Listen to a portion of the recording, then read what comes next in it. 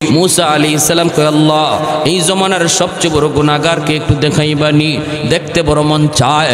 আল্লাহ বললেন যাও তিন রাস্তার মোড়ে যায় দাঁড়াও, যায় দেখবা একটা মানুষ বাচ্চা কোলে নিয়ে পাহাড়ের দিকে যাইতেছে। এই হলো এই জমানার সবচেয়ে বড় নাফরমান, সবচেয়ে বড় গুনাহগার। এর চেয়ে বড় গুনাহগার এই জমিনে আর কেউ নাই। मूसा আলাইহিস সালাম তিনি গেলেন, তিনি দেখলেন मूसा আলাইহিস সালামকে কালিমুল্লাহ বলা হয় কেন? কারণ তিনি হাজার হাজার বার আল্লাহর সাথে কথা বলছেন, আল্লাহর সাথে কথা বলছেন। मूसा আলাইহিস সালাম মাঝে মাঝে আল্লাহরে এমন কিছু প্রশ্ন করতেন, এমন কিছু প্রশ্ন করতেন জানার জন্য। একদিন কইতেছে আল্লাহ আমি যদি খোদা হইতাম, তুমি যদি বন্দা হইতা। হইছে না একটা কথা? এটা কথা হইছে? আল্লাহ আমি যদি খোদা হইতাম, তুমি যদি বন্দা হইতা, আমার কাছে কি চাইতা? ওই দেখেন ওইটা উদ্দেশ্য। মুসানবীর উদ্দেশ্য হইল তুমি নিজের মুখে কও আমি এটা চাইব। আল্লাহ পাক কই মুসা কি কইতেছ? হুশ আসেনি? বলি মালিক আমার একটা উদ্দেশ্য আছে, আগে কও তুমি যদি হইতো। জানি তো হইতো না, যদি এরম হইতো কিতা চাইতা? আল্লাহ বলে মুসা যদি এমনই হইতো আমি তোমার কাছে সুস্থতার নিয়ামত চাইতাম। মুসা নবী তখন চোখের পানি সেইরা কই মালিক তাহলে আমার বুঝতে বাকি নাই, তোমার দেওয়া নিয়ামতের ভিতরে সবচেয়ে বড় নিয়ামত হলো সুস্থতার নিয়ামত। আল্লাহ আমিও তোমার কাছে সুস্থতার নিয়ামত চাই। সুস্থ থাকলে তো আমি তোমার কদমে সেজদা দিব, সুস্থ থাকলে তো আমি জিকির করব, সুস্থ থাকলে তো আমি তোমার গুণগান গাইব। এজন্য সুস্থতা আল্লাহর এত বড় নিয়ামত। এজন্য मूसा আলাইহিস সালাম তিনিও কইতেছে আল্লাহ বর্তমান জমানার সবচেয়ে বড় নাফরমান কে তারে দেখাইবানি। আল্লাহ কয়ে যাও তিন রাস্তার মোড়ে দাঁড়াও। তিনি যায় দাঁড়াইছেন। দেখেন লোকটা যাইতেছে পাহাড়ের দিকে। অসুবিধা হইতেছে আপনাদের? চলবে কিছু কথা চলবে? মনোযোগ সবার আছে ইনশাল্লাহ? একটু জিকির করি লা ইলাহা ইল্লাল্লাহ, জোরে লা ইলাহা ইল্লাল্লাহ।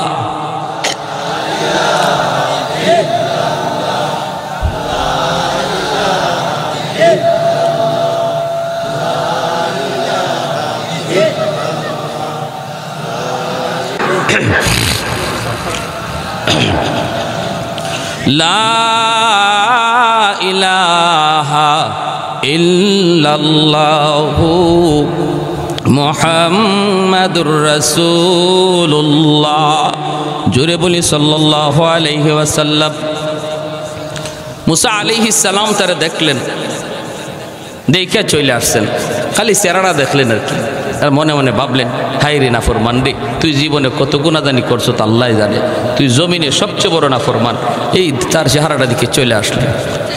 বিকালবেলা আল্লাহর কাছে আরেক প্রশ্ন, মালিক নাফরমান তো দেখছি, কিন্তু এই জমানার সবচেয়ে বড় ওলিকে আমারে দেখাও। আল্লাহ বলে যেখানে সকালে দাঁড়াইছো এখানেই দাঁড়াও, দেখবা ওই দিক থেকে একটা মানুষ আসতেছে, এই হলো জমানার সবচেয়ে বড় ওলি। मूसा আলাইহিস সালাম তিনি ওখানে যায় দাঁড়ালেন, দাঁড়ায় অপেক্ষা করতেছেন জগতের শ্রেষ্ঠ ওলিকে তিনি দেখবেন, যার উপরে আল্লাহ পাক এত খুশি এত খুশি। হঠাৎ করে তাকায় দেখেন আল্লাহু আকবার, আল্লাহু আকবার। সকালবেলা যেই মানুষটা দুনিয়ার সবচেয়ে বড় নাফরমান হইয়া এই দিকে গেল, বিকালবেলা ওই মানুষটাই জগতের সবচেয়ে বড় ওলি হইয়া ফিরতেছে। मूसा আলাইহিস সালাম কয় মালিক বুঝি নাই, আল্লাহ আমি তোমার কুদরত বুঝি নাই গো, কেমন করে কি হলো আল্লাহ আমি কিছুই বুঝলাম না।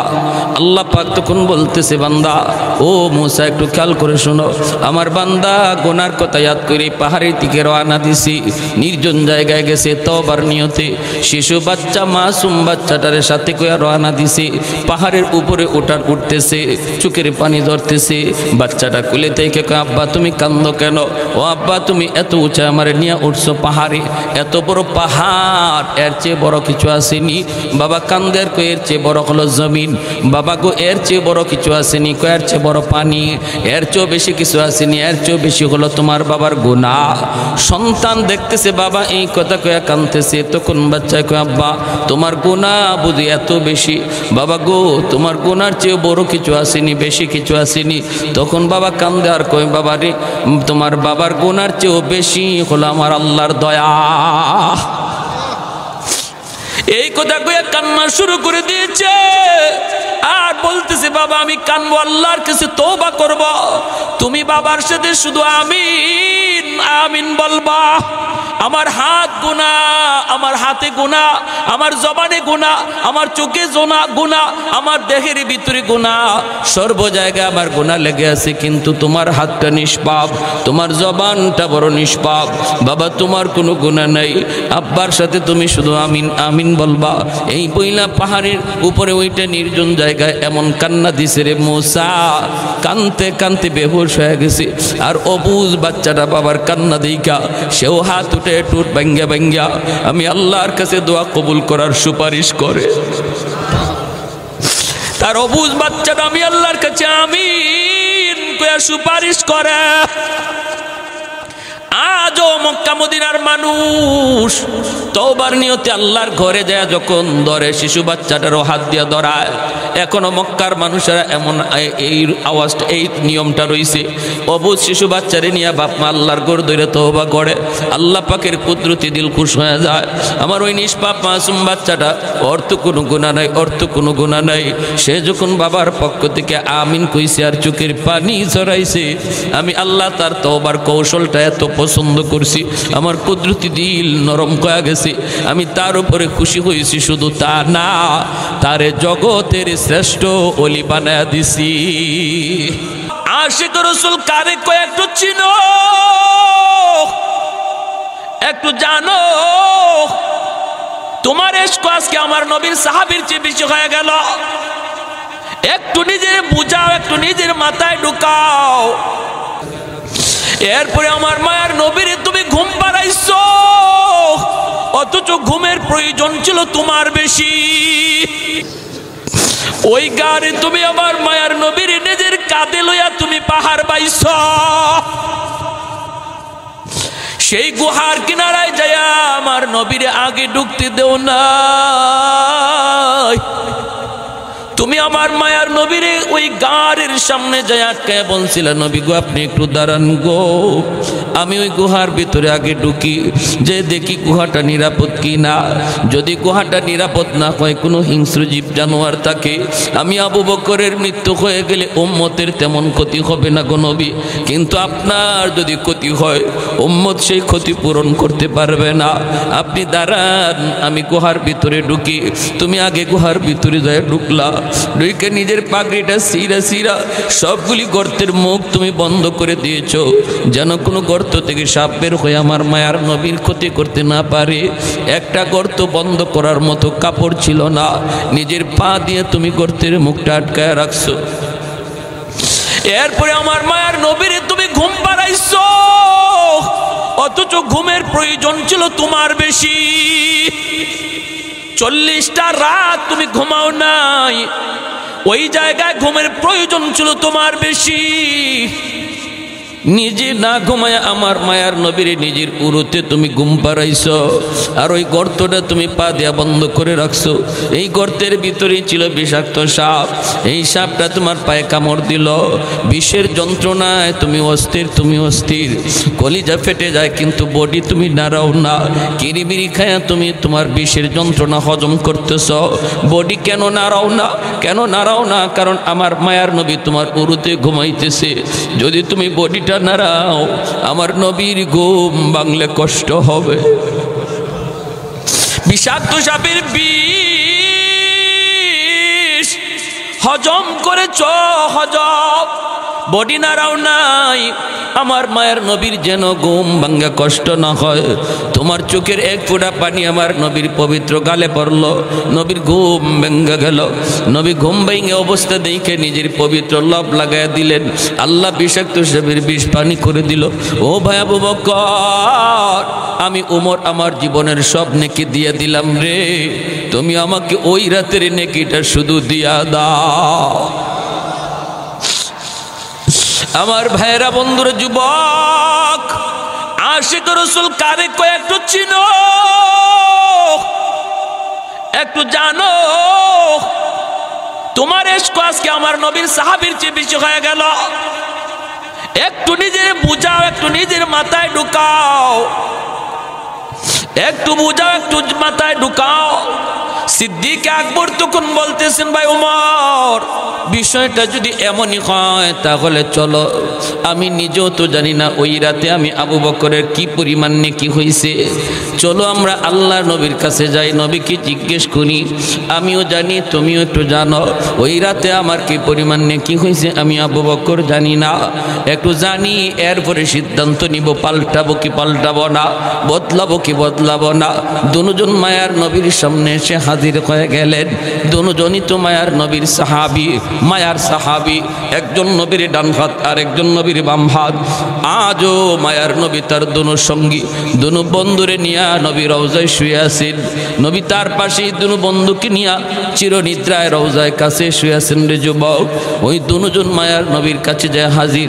আল্লাহ নবী বলে, ও আবু বকর, ঘটনা কি? দুজন একসাথে কি উদ্দেশ্য নিয়া? সিদ্দিক আকবর বলেন, নবী গো, আমরা দুজন জীবনের নেকি পাল্টাপাল্টি করতে চাই। ওমর আমাকে তার জীবনের নেকি দিয়ে দিতে চায়, আর আমি তাকে আমার জীবনের নেকি না, বরং সে আমার জীবনের একটা রাতের নেকি চায়, একটা রাতের নেকি চায়। আমি জানি না ওই রাতে আমার কি পরিমাণ নেকি হয়েছে, আপনার কাছে জানতে আইছি গো নবী। আল্লাহর নবী বলেন, আবু বকর, এটা কোন রাতের কথা তুমি বলছো? সিদ্দিক আকবর বলেন, নবী গো, ওই রাত হলো আপনার সাথে হিজরতের রাত। আল্লাহ নবী বলেন, আবু বকর, বদলাইবা কি বদলাইবা না, পাল্টা পাল্টি করবা কিনা আমি নবী জানি না, আমি এই ব্যাপারে কোনো সিদ্ধান্ত দিব না, কারণ তোমরা দুজন আমার বড় মায়ার। আবার নবীজির শ্বশুর, দুজন নবীর শ্বশুর, চার খলিফার প্রথম দুই খলিফা নবীর শ্বশুর, পরের দুই খলিফা হলেন নবীজির জামাতা দামান আবু বকর ওমর রাদিয়াল্লাহু তাআলা আনহুমা। দুজন হলেন মায়ার নবীর শ্বশুর, আর উসমান আর হযরত আলী রাদিয়াল্লাহু তাআলা আনহুমা নবীর দামান। এজন্য মায়ের নবীকে, আবু বকর, আমি বলবো না, আমি বলতে পারবো না, সিদ্ধান্ত আমি কেমনে দিব? তোমরা নিজেরা পাল্টাপাল্টি করবা কিনা, তোমাদের বুঝো কম না, তোমরা নিজেরাই সিদ্ধান্ত নিবা। তবে যেই জিনিসটা তুমি জানতে চেয়েছো রে আবু বকর, দুজন যেই বিষয়টা জানতে চেয়েছো, ওই রাতে তোমার কি পরিমাণ নেকি হয়েছে, এই কথাটা আমি বলতে পারি, এটা তোমাকে জানাইতে পারি। নবী তখন বলেন, আবু বকর, তামাম দুনিয়ার সমস্ত উম্মতের নেকি যদি এক পাল্লায় রাখা হয়, আর তুমি আবু বকরের এক রাতের নেকি যদি এক পাল্লায় রাখা হয়, তোমার পাল্লা ভারী হয়ে যাবে।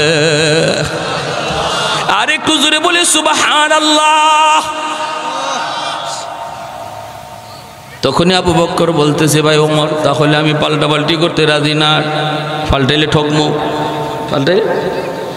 এ যুবক, এজন্য বলি দিলটারে নরম করে কথাগুলি একটু শোনো। আজ আমরা এখানে বসেছি, কোন হালত নিয়ে দিলের অবস্থা কার কেমন কেউ জানে না, জানেন কে? আর একটু জোরে বলেন, জানেন কে? যদি বলি, মালিক আমি আর জীবনে সুদের ব্যবসা করবো না, আর আমি মাপে কম দিব না, মিথ্যা বলবো না, যা করেছি ভুল করেছি, কথাটা কেউ শুনলো না, শুনলেন আমার আল্লাহ। মানুষ যা শুনে না, শুনেন কে? মানুষ যা দেখে না, দেখেন কে? মানুষ যা পারে না, পারেন কে?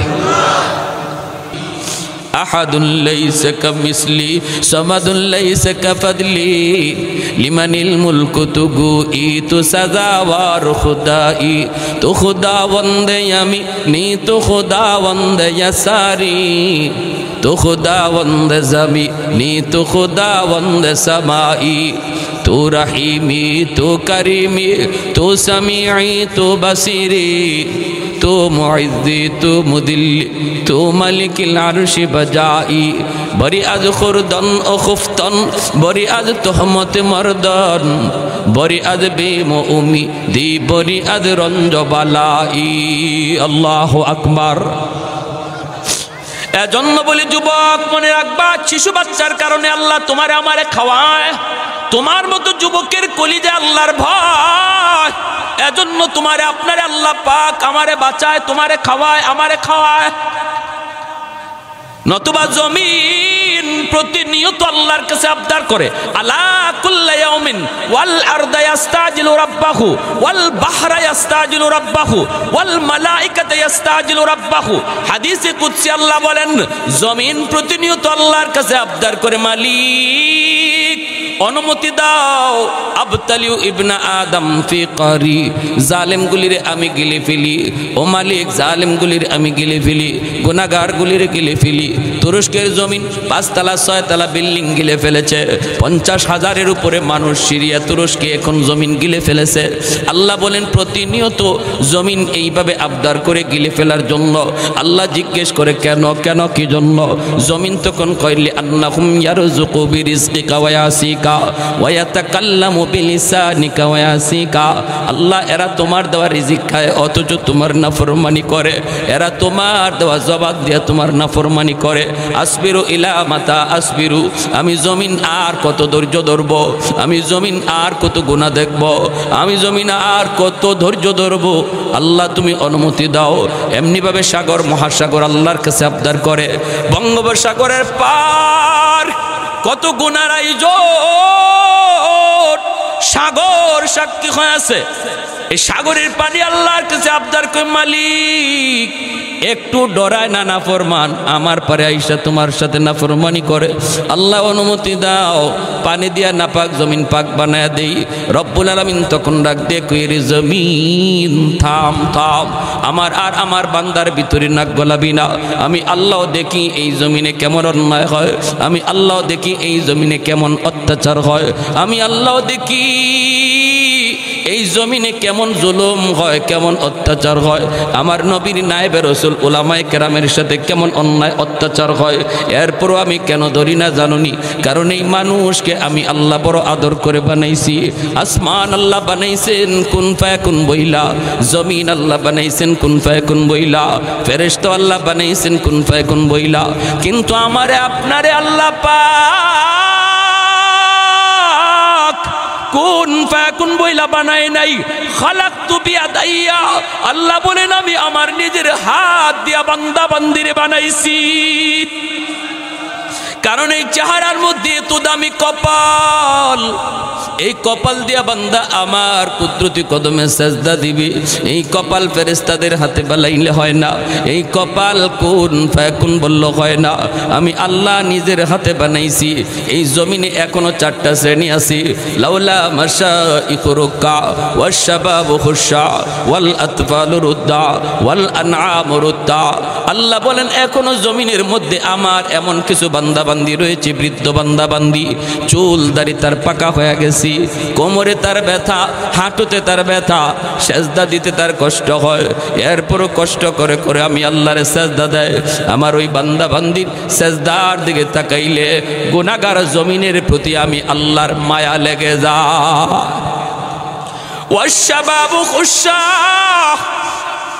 এখনো জমিনের মধ্যে এমন কিছু যুবক রয়েছে, হাই স্কুলে গেলেও নামাজি যুবক মিলে, র্যাবে গেলেও নামাজি যুবক মেলে, পুলিশে গেলেও এমন 2-1 মিলে। আল্লাহ বলেন সর্ব জায়গায় এমন কিছু যুবক যৌবনের পাগলামি করে না, যৌবনে সে গানের আয়োজন করে না, যাত্রার প্যান্ডেল করে না, যৌবনে তার কোরআনের মাহফিল করতে দেখা যায়, যৌবনে তার মুখে দাঁড়িয়ে পাওয়া যায়, যৌবনে তার মসজিদে দেখা যায়, যৌবনে রমজান মাসে রোজা রাখতে তারে দেখা যায়, যৌবনে বাপ মার সেবা করতে দেখা যায়। অথচ তার যৌবনের চাহিদা ছিল গুনাহ করা, চুরি করা, জিনা করা। আমার যেই যুবক বান্দাগুলি কলিজার ভিতরে আমি আল্লাহর ভয় নিয়া গুনাহ থেকে নিজেরে বাঁচায়, তার কলিজার দিকে তাকাইলেও জমিনের প্রতি আমি আল্লাহর মায়া লেগে যায়। ওয়াল আনামুর উত্তা, হাইওয়ানাতগুলির উপরে কোনো গুনাহ নাই, হাইওয়ানগুলির উপরে শরীয়তের কোনো বিধিবিধান নাই। গরু ছাগলের উপরে নামাজ নাই, রোজা নাই। আল্লাহ বলে গরু ছাগলগুলিও আসমানি জমিনি গজবে শামিল হয়ে যায়। অথচ এই গরু ছাগল হাঁস মুরগির কোনো অন্যায় নাই, অপরাধ নাই, ওদের দিকে তাকাইলেও আমি আল্লাহ জমিনের প্রতি মায়া লাগে। 4 নম্বরে আল্লাহ বলেন ওয়াল আতফালু রুদ্দা, ঘরে ঘরে এমন কিছু শিশু বাচ্চা রয়েছে যারা নিষ্পাপ, যারা অবুঝ, মাসুম, এদের উপরে শরীয়তের বিধিবিধান এখনো জারি হয় নাই, এখনো জারি হয় নাই। অপরাধের করেছে তার মা, গুনাহ করছে তার বাবা, শাস্তি আসতে চায় তার বাবার কারণে, গজব আসতে চায় তার মার কারণে। কিন্তু এই বাচ্চাটার তো কোনো গুনাহ নাই, অপরাধ নাই। এই বাচ্চাটাও যখন গজবে শামিল হইয়া ঠোঁট ভাঙ্গা ভাঙ্গা আমি আল্লাহর কাছে বয়ে কান্দে, তার ভাঙ্গা ঠোঁটের কান্না দেখলো আমি আল্লাহ জমিনের প্রতি মায়া লেগে যায়। যদি এই 4 শ্রেণী না থাকতো লাজালতুস সামাআ হাদিদা, আল্লাহ বলেন আসমানকে লোহা বানায় দিতাম, ওয়াল আরদা খাফসাফা ওয়াত তুরাবা রামাদা, জমিন তামা বানায় দিতাম। ওমা আনজালতু মিনাস সামাই কাতরা, এক ফোঁটা রহমতের বৃষ্টি আমি জমিনে দিতাম না। ওমা আমবাততু মিনাল আরদি নাবাতা, একটা শস্যের দানাও আমি উঠতে দিতাম না। বাল আনজালতু আলাইকুমুল আযাবা সাব্বা, পরপর খালি আযাব আর গজব নাজিল হইতো। এরপর হয় না কেন? কারণ এই 4টা শ্রেণী এখনো আছে। ওই যুবক, যেই যুবকের কলিজায় আল্লাহর ভয়, ওই বৃদ্ধ মানুষ বৃদ্ধ অবস্থায় যে আল্লাহর সেজদা করে, কখন করবে? যুবকের কলিজায় ভয় কখন আসবে? যখন উলামায়ে কেরামের মেহনত চলবে, যখন সমাজে ওয়াজ মাহফিলের আয়োজন হবে, যখন মাদ্রাসার তালিম প্রচার হবে, যখন উলামায়ে কেরামের ইজ্জত থাকবে, উলামায়ে কেরামের হরকত যত বেশি হবে, মানুষের দিলে আল্লাহর ভয় তত বাড়বে। আওয়াজ দিয়া বলেন ঠিক কি না? প্যারে হাজিরিন, এজন্য উলামায়ে কেরামকে মহব্বত করো, মাদ্রাসাকে কদর করো, সমাজে উলামায়ে কেরামের সাথে মিলেমিশে থাকো। আলাইকুম বিমুজালাসাতিল উলামা, আল্লাহর নবী বলেছেন শেষ জামানায় আমার উম্মতের উলামায়ে কেরামের সাথে যারা মহব্বত রেখে চলবো, আল্লাহ তার দৌলতে ঈমান কুদরতিভাবে হেফাজত করবো। তাহলে এই ফিতনার জমানায় আমার ভাইরা উলামায়ে কেরামের সাথে চলি, উলামায়ে কেরামের কাছে বসবো, 2টা কথা শুনবো, দিলটা নরম হবে। কখন কার দিল থেকে তওবার নিয়ত বের হয়, আল্লাহ সেটা শুনে ফেলে, নাম মুহূর্তের ভিতরে ওলির খাতায় উঠে যায়, আর আল্লাহ খুশ হয়ে যায়। যদি আল্লাহ আমাদের উপর খুশ হয়ে যায়, আর আল্লাহরে যদি খুশ করতে পারি, তাহলে আমাদের এই দুর্দিন আর থাকবে না, সুদিন আবার ফিরে আসবে ইনশাআল্লাহ। তওবার নিয়ত কার কার আছে একটু হাত তুলে আল্লাহকে দেখান।